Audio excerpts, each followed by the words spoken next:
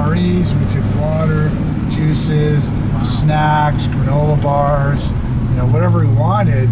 And we waited for one day, it was good, and about 9 of us thermaled up and crossed the Atlantic.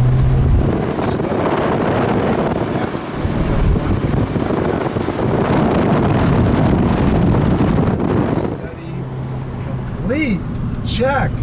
We got launches in 3 or 4 directions. We got landing zones on all sides. We got a lake. We got a river. We got a camping. We have bailout landing zones. We have infrastructure. We got restaurants and bars. Put your land on the mountain.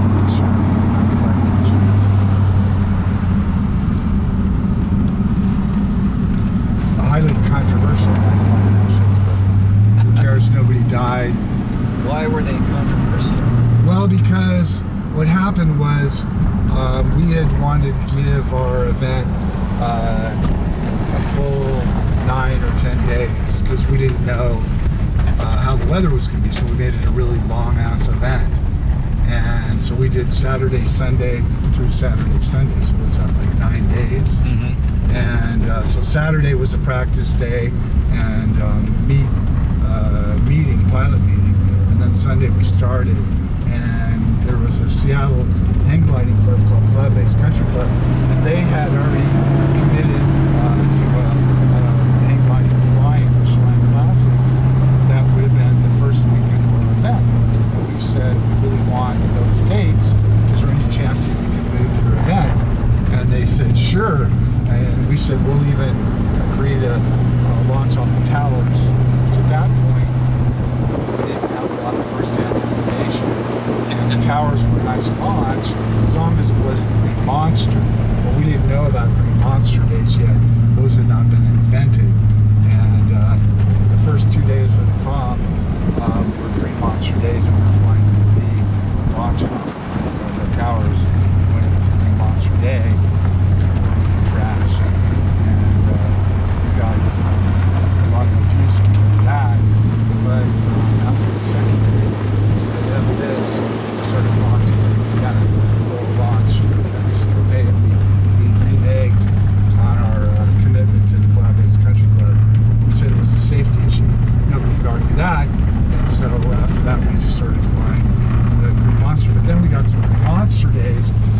Lakeside day where we flew out and camped on the task, but the Green Monster days and some of the South launch days, we had one guy breaking 2 legs, one guy had sitting in, got a concussion and broke his arm. About a total of 5 reserve members. He was a flying pilot. Sounded like that one was jinxed pretty well. But what you didn't know was that prior to that competition, at an informal pilots meeting at the Lake Elsinore sanctioned paragliding competition, sanctioned competition here that year, so we went to the pilots and said, we're the first nationals to be a part of the USHGA, and we have to obey by their rules, and their rules says all gliders have to be certified.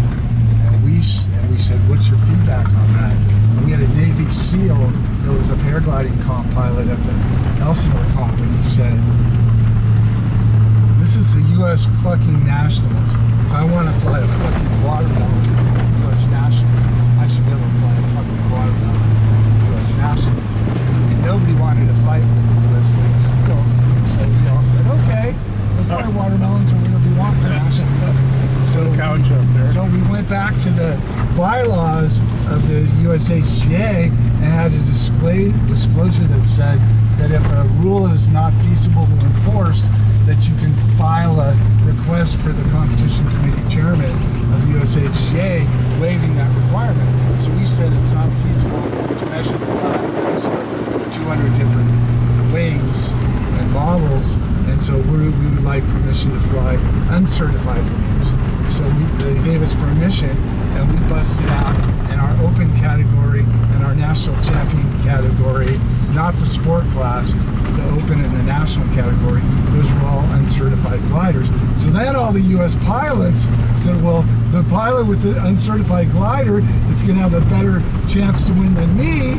And so they all went out and got uncertified prototypes, and they got their fucking asses kicked.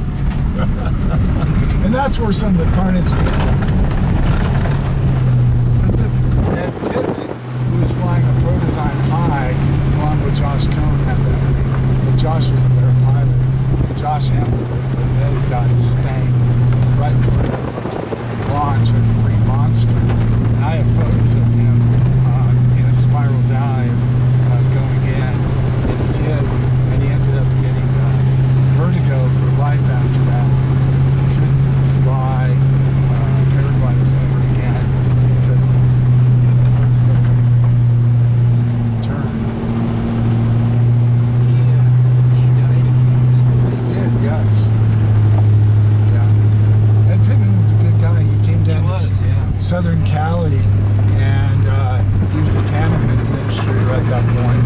I was an advanced tandem instructor, and I put on a tandem clinic for my advanced pilots, and you know, the P4s down in LA, and we had like 15 pilots registered, and we had horrible winter conditions. Santa Ana's blowing 30, 35 every day, and on the last day of the clinic, we still hadn't flown, and everybody was sitting in the classroom for 2 days, bored to tears, and because we were in the class because we couldn't fly, right? It was like blowing 35.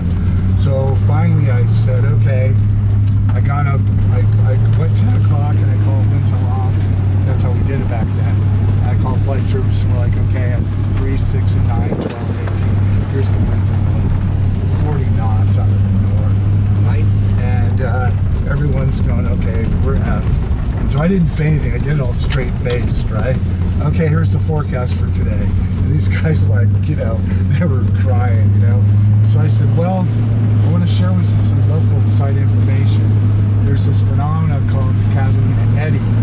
And sometimes when it blows out of the north or northeast, it blows offshore, and then it wraps around the back of Catalina Island, and there's a low pressure area on the back of Catalina Island, and then it diverts the wind onshore at Torrey Pines, and we can ridge soar at Torrey Pines.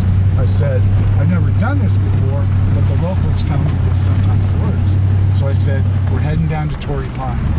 And everybody piled in their rigs, and we drove an hour down to Torrey Pines. We got there, it was blowing about 23 miles an hour. This is back in 1905 or 6 when, you know, tandems weren't quite as fast, but, you know, 23 at launch is still pretty considerable. And of course, we wouldn't allow any ground crew. We made them launch without pilot assist. And so this one guy, he was a mountain pilot from Tahoe. He wanted to fly, he wanted to try. I could do it. And I said, well, I'm not going to make Ed Pittman go. I'm the organizer. I'll go with you. And I was 165, and he was like 160. And he got the wing up, but we couldn't clear the lip. We kept on bobbling back. And so we tried like 10 times. Finally, we quit, and then the wind dropped about 2 or 3 miles an hour, and then I got in the air with him, and then all of a sudden everybody started flying. I realized we didn't have enough time to get everybody 3 flights in before the sun went down. So we stop here yeah, so I can pee. So I nominated 2 of the advanced pilots that I knew that were like 200 plus pound pilots.